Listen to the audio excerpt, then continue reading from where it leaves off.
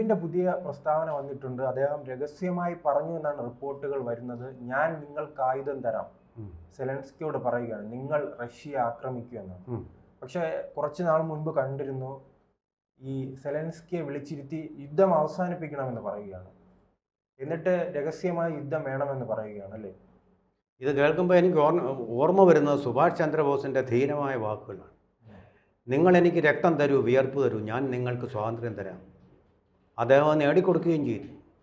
Fort ബ്ലെയറിൽ Indian പതാക നാട്ടി ബ്രിട്ടീഷുകാർ ഇവിടെ ഭരിക്കുമ്പോൾ തന്നെ ആദ്യമായിട്ട് ഇന്ത്യക്ക് സ്വാതന്ത്ര്യം നേടിത്തന്ന സുഭാഷ് ചന്ദ്രബോസ്. അദ്ദേഹത്തെ നമ്മൾ ഓർക്കുന്നില്ല. ഇതുപോലെ തന്നെ ട്രംപ് പറയുന്നത്, ഞങ്ങൾ മിസൈൽ തരാം, അങ്ങോട്ട് കൊടുക്കാം, മോസ്കോയെ ആക്രമിക്കുക, അവനെ നശിപ്പിക്കുന്നത്. ഈ അമേരിക്കയുടെ ഈ അഹങ്കാരമല്ല, എനിക്ക് തോന്നുന്നു ഇപ്പോൾ ട്രംപിന് വട്ട് പിടിച്ചു എന്നാവും. മനസ്സിന് എന്തോ കാര്യമായ കുഴപ്പമുണ്ട്. അല്ലെങ്കിൽ ഇത്ര ചഞ്ചല ചിത്തനാവാൻ കഴിയുമോ? അടുത്ത നാൾ വരെ സുഹൃത്തായിരുന്ന ഒരാളിൻ്റെ അദ്ദേഹം ഇരിക്കുന്ന തലസ്ഥാനം ആക്രമിക്കാൻ ഞങ്ങൾ മിസൈൽ തരാം. എന്തൊരു വൃത്തികെട്ട വർത്തമാനമാണ്. അമേരിക്ക നമ്പർ 1 എന്ന് പറയുന്നതിൻ്റെ തലസ്ഥാനം ഇരിക്കുന്നത്. ഈ നമ്പർ 1 എന്ന് പറയുന്ന ആൾക്കാർക്കല്ല ഈ പ്രശ്നമുണ്ട്, എനിക്കറിയാം. നമ്പർ 1 അവകാശപ്പെടുന്ന എല്ലാവർക്കും ഈ പ്രശ്നമുണ്ടെന്ന് എനിക്ക് തോന്നുന്നു. വല്ലാത്ത കാര്യമാണ്. ഇതൊരു രാജ്യത്തിൻ്റെ, ഒരു പരമാധികാര റിപ്പബ്ലിക്കിൻ്റെ തലസ്ഥാനം ആക്രമിക്കാൻ ഞാൻ മിസൈൽ തരാം. ഇതെന്തോ ഗുണ്ടായിസ്റ്റ് വേൾഡോ? ഈ ഐക്യരാഷ്ട്രസഭ നോക്കുകൂത്തിയായിരിക്കുന്നത് ഇയാളെ പിടിച്ച് അറസ്റ്റ് ചെയ്യണം. ഈ സദ്ദാം ഹുസൈനെ തൂക്കിലിട്ട പോലെ തൂക്കിലിടണ്ടേ ഇയാളെ? എന്തൊരു മര്യാദകേടാ. ഞങ്ങൾ മിസൈൽ, ലോകത്തിൽ സമാധാനം ഉണ്ടാക്കാൻ വേണ്ടിയിട്ട് എല്ലാവരും ശ്രമിച്ചുകൊണ്ടിരിക്കുക.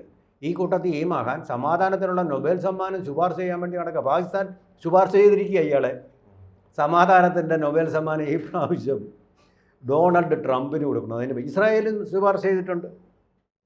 ആ മനുഷ്യൻ അവിടെ ഇരുന്നുകൊണ്ട് പറഞ്ഞതായിട്ട് റിപ്പോർട്ട് ദ ഫിനാൻഷ്യൽ ടൈംസ് എന്നുള്ള പത്രമാണ്.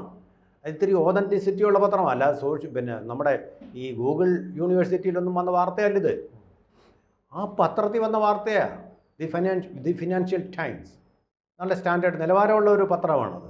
അതിനകത്ത് വന്നിരിക്കുക, ഇദ്ദേഹം പറഞ്ഞിരിക്കുന്നു ഞങ്ങൾ മിസൈൽ തരാൻ, നിങ്ങൾ ആക്രമിക്കൂ. ഇതിന് അനുബന്ധമായിട്ടുള്ള ചില കാര്യങ്ങളുമുണ്ട്. കാരണം കഴിഞ്ഞ ദിവസമാണ് അദ്ദേഹം പറഞ്ഞത്, വ്ളാഡിമിർ പുടിൻ അദ്ദേഹം പറഞ്ഞ വാക്ക് പാലിച്ചില്ല എന്ന് പറഞ്ഞാൽ യുദ്ധം നിർത്തിത്തരാം, ഇയാൾക്ക് നൊബേൽ സമ്മാനം വാങ്ങിക്കാൻ വേണ്ടി യുദ്ധം നിർത്തിത്തരാം. ഇയാൾ ആദ്യം ഇയാളിൽ നിന്ന് പണവും ആയുധങ്ങളും വാങ്ങുന്ന യുക്രൈനെ പറഞ്ഞ് മനസ്സിലാക്കണ്ടേ? റഷ്യക്ക് ഇയാളോടൊരു വിധേയത്വവും ഇല്ല. ഇയാൾ ആയുധവും കൊടുക്കുന്നില്ല, പണവും കൊടുക്കുന്നില്ല, ഒന്നും കൊടുക്കുന്നില്ല, ചങ്ങാത്തം മാത്രമേ ഉള്ളൂ. അതേസമയം യുക്രൈൻ ഇതെല്ലാം കിട്ടിയിരുന്നത് അമേരിക്കയിൽ നിന്നാണ് ഭൂരിഭാഗവും. യൂറോപ്യൻ രാജ്യങ്ങൾക്ക് നാമമാത്രമായ സഹായം കൊടുക്കാൻ മാത്രമേ ശേഷിയുള്ളൂ. അതെല്ലാം വാങ്ങിച്ചിരുന്ന യുക്രൈൻ ഇയാൾ പറയുന്നത് കേട്ടില്ലല്ലോ. യുദ്ധം അവസാനിപ്പിക്കണമെന്ന് പറഞ്ഞ് കഴിഞ്ഞ ആഴ്ച ഏറ്റവും വലിയ ആക്രമണം റഷ്യക്ക് നേരെ അവർ നടത്തി, ഉള്ള ആയുധമെല്ലാം വെച്ചുകൊണ്ട്. റഷ്യ എന്ന് പറയുന്ന കരടി തിരിച്ചടിച്ചു. കൊള്ളാൻ ശേഷിയില്ലാതാങ്ങി എത്ര പേര് മരിച്ചു. എന്നിട്ട് അവിടെ കടന്ന് രണ്ട് കൈയും വെച്ചുകൊണ്ട് നിലവിളിച്ചു, ആയുധം വേണം, ഞങ്ങൾക്ക് പണം വേണം. ഇതൊന്നും ഇല്ലാതെ നിങ്ങൾ യുദ്ധത്തിന് പോയത് എന്തിനാണ്? അല്ലെങ്കിൽ ഇതൊക്കെ സമാഹരിച്ചിട്ട് വേണം യുദ്ധത്തിന് പോകാനേ. ഒരു പ്രിപ്പറേഷനും ഇല്ല. യൂറോപ്പ് തന്നുള്ളൂ, അമേരിക്ക തന്നുള്ളൂ എന്നും പറഞ്ഞിട്ട് യുദ്ധം നടത്തി. അമേരിക്ക ഈ ട്രംപ് എന്തായിരിക്കും ലക്ഷ്യമിടുന്നത്? കഴിഞ്ഞ തെരഞ്ഞെടുപ്പ് കാലത്ത് തന്നെ അദ്ദേഹം പറഞ്ഞിരുന്നു, ഞാൻ പ്രസിഡന്റ് ആയാൽ ഈ ഉക്രൈനും അതോടൊപ്പം തന്നെ റഷ്യയും തമ്മിലുള്ള യുദ്ധം അവസാനിപ്പിക്കുമെന്ന് പറഞ്ഞൊരു ട്രംപാണ് ഇപ്പോൾ മാറ്റി പറയാനുള്ള കാരണം എന്തായിരിക്കും? അങ്ങനെ മാറ്റി പറയാത്തത് എന്താ? ഒരു ദിവസം സാങ്ഷൻ പ്രഖ്യാപിക്കും, പിറ്റേ ദിവസം അത് മാറ്റിക്കൊണ്ടിരിക്കും. ഇപ്പോൾ ബ്രിക്സ് രാജ്യങ്ങളെല്ലാം കൂടെ അവിടെ കൂടിയതിൻ്റെ പേര് റഷ്യക്കെതിരെ സാങ്ഷൻ പ്രഖ്യാപിക്കുമെന്ന്. ഇയാൾക്ക് ലോകത്ത് നല്ല കാര്യങ്ങൾ നടക്കുന്ന ഒന്നും ഇഷ്ടപ്പെടുന്നില്ല. ഒരു നല്ല കാര്യവും ലോകത്ത് നടക്കാൻ പാടില്ല, എല്ലാം മോശം കാര്യങ്ങളെ നടക്കാൻ പറ്റൂ എന്നൊരു നിർബന്ധമുള്ളതുപോലെ എനിക്ക് തോന്നുന്നു. ആ രീതിയിലാണ് അയാൾ കാര്യങ്ങൾ നടത്തിക്കൊണ്ടിരിക്കുന്നത്. ഇപ്പോൾ കണ്ടില്ലേ, മോസ്കോയ്ക്കെതിരെ ആക്രമണം. മോസ്കോ വെറുതെ ഇരിക്കുമോ? ഉക്രൈൻ പോലെ അല്ല മോസ്കോ, എല്ലാ ആയുധ ശേഖരങ്ങളും ഉണ്ട്, ആരുടെയും സഹായം വേണ്ട. ഇത്രയും നാൾ സാങ്ഷൻ കൊടുത്തല്ലോ, റഷ്യക്ക് എന്ത് കുന്തമാണ് പറ്റിയത്? വലിയ സാങ്ഷൻ എന്ന് പറഞ്ഞ് അവരെ ഒരു തരത്തിലും ബാധിച്ചിട്ടില്ല. ബാധിച്ചത് യൂറോപ്യൻ യൂണിയൻ രാജ്യങ്ങളെ. അവർക്ക് വമ്പിച്ച തോതിലുള്ള ഊർജ്ജ പ്രതിസന്ധി നേരിട്ടിരിക്കുക. ഇപ്പോൾ ഫ്യൂവലിന് വലിയ വില കൊടുക്കേണ്ടതാണ്. റഷ്യ തൊട്ടടുത്തുള്ള റഷ്യയിൽ നിന്ന് ഇങ്ങനെ കിട്ടിക്കൊണ്ടിരുന്ന സാധനം ഇപ്പോൾ ലോകം ചുറ്റി മൂക്കിൽ ഇങ്ങനെ തൊടാൻ വേണ്ടിയിട്ട് കൈ ഇങ്ങനെ വളർത്തു വരുന്നത്. അതിൻ്റെ കൂടെ ഇറാൻ്റെ അടുത്തുള്ള ആ ജലയാത്ര ദുഷ്കരമായിരിക്കുന്ന ഒരു സ്ഥിതിയും കൂടെ ഉള്ളത്. ഇപ്പോൾ അങ്ങനെ വന്നു കഴിയുമ്പോൾ ഇതിൻ്റെ വില ലോകമാസകലം വർദ്ധിക്കുകയാണ്. യൂറോപ്യൻ വിപണിയിലും അത് വർദ്ധിക്കാൻ പോവുകയാണ്. ഊർജ്ജമില്ലാതെ, പെട്രോൾ ഇല്ലാതെ ഡീസൻ്റായിട്ട് ജീവിക്കാൻ പറ്റില്ല. വാഹനങ്ങളെ ആസ്വദിച്ചുള്ള ഒരു ജീവിതശൈലിയാണ് അവരുടെ. നമ്മുടെ രാജ്യത്തും ഇപ്പോൾ ഏകദേശം അതുപോലെ ആയി കഴിഞ്ഞിട്ടുണ്ട്. അപ്പോൾ ഇങ്ങനെയൊക്കെ പ്രതിസന്ധികൾ ലോകത്തിന് സൃഷ്ടിച്ചുകൊണ്ട് നൊബേൽ സമ്മാനം കിട്ടുമെന്നാണ്. അങ്ങനെയാണെങ്കിൽ അത് വലിയൊരു അത്ഭുതമാണ്. മഹാത്മാഗാന്ധിയിലോ ഏറ്റവും വലിയ സമാധാനപരമായ സമരത്തിലൂടെ ഒരു രക്തച്ചൊരിച്ചിലും ഇല്ലാത്ത ഒന്ന് വിഭാവനം ചെയ്തുകൊണ്ട് ഇന്ത്യക്ക് സ്വാതന്ത്ര്യം നടത്തി അദ്ദേഹത്തിനെ നൊബേൽ സമ്മാനത്തിൻ്റെ ലിസ്റ്റിൽ പരിഗണിച്ചതേയില്ല.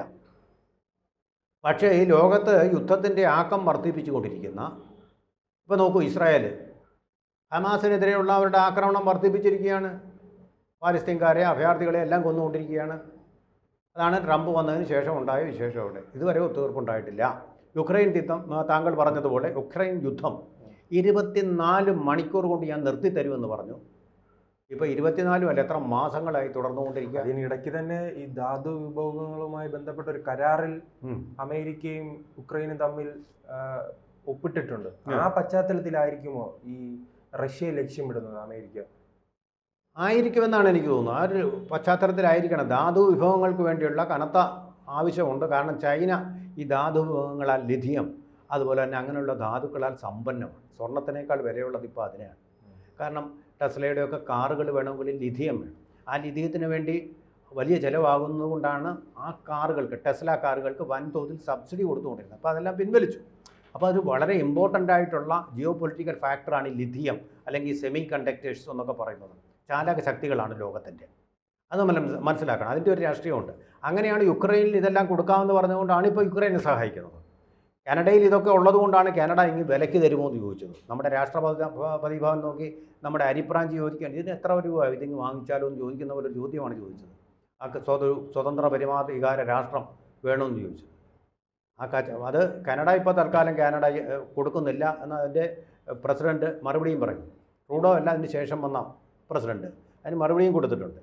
അപ്പോൾ അങ്ങനെ ലോകത്തിലെ അമേരിക്കയുടെ താല്പര്യം നോക്കിക്കൊണ്ട് പഴയ കൊളോണിയൽ യുഗത്തിന് സമാനമായിട്ട് ലോകത്തെ മുഴുവൻ അങ്ങ് വിലയ്ക്ക് വാങ്ങിക്കാം. തനിക്ക് വഴങ്ങാത്ത രാജ്യങ്ങളെ ഈ ചുങ്കം ചുമത്തിക്കൊണ്ട് ശ്വാസം മുട്ടിക്കാം.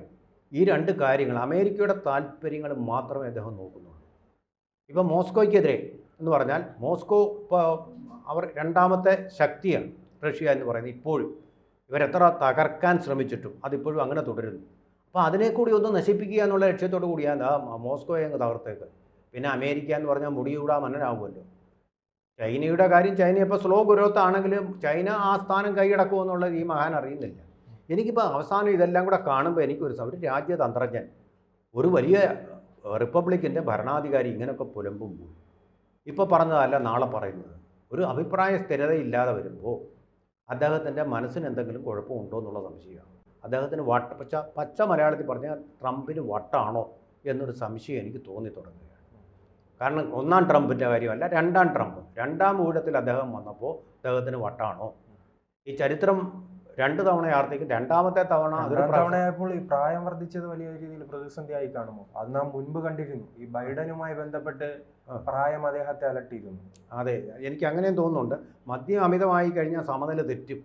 നമ്മളെടുക്കുന്ന തീരുമാനങ്ങളൊന്നും ശരിയായിരിക്കുകയില്ല, സമനിലയുള്ളതായിരിക്കില്ല. അങ്ങനെ ഒരാളുണ്ടായിരുന്നു, യെൽസിൻ. കമ്മ്യൂണിസ്റ്റ് പാർട്ടി അവസാനിച്ച് കഴിഞ്ഞപ്പോൾ ആദ്യം കയറി വന്നത്, ടാങ്കിൻ്റെ പുറത്ത് കയറി നിന്ന ഒരാളുണ്ടല്ലോ, യെൽസിൻ. ആ വോഡ്കയുടെ വലിയ ആസക്തിക്കാരനായിരുന്നു അദ്ദേഹം. എപ്പോഴും വോഡ്ക കുടിച്ചാണ് അദ്ദേഹം പെരുമാറിയിരുന്നത്. ആ വോഡ്കയുടെ ആധിക്യം കൊണ്ട് തന്നെ ഒരു അഭിപ്രായ സ്ഥിരതയില്ലാത്ത ഒരാളായിട്ട് വളരെ ദയനീയമായിട്ടാണ് അദ്ദേഹം മരണത്തെ നേരിട്ടത്. എന്ന് പറയുന്ന ഒരു അവസ്ഥയിലേക്കാണോ ഇപ്പോൾ ട്രംപ് പോകുന്നത്? പറയുന്ന കാര്യങ്ങളൊന്നും തന്നെ വിശ്വസിക്കാൻ പറ്റാത്തൊരവസ്ഥയാണ്. ഇപ്പോൾ മോസ്കോയെ തറക്കാൻ മിസൈൽ കൊടുക്കാമെന്ന് അദ്ദേഹം പറഞ്ഞിട്ടുണ്ടെങ്കിൽ തീർച്ചയായിട്ടും ലോകമൊന്നാകെ അദ്ദേഹത്തെ അപലപിക്കേണ്ട ഒരവസരമാണ് വന്നിരിക്കുന്നത്. കാരണം യുദ്ധം വർദ്ധിപ്പിക്കാൻ വേണ്ടി ഹിറ്റ്ലർ എന്ത് ചെയ്തു, അതുതന്നെയാണ് ഇപ്പോൾ ട്രംപിൻ്റെ വാക്കുകളിൽ പ്രതിഫലിക്കുന്നത്.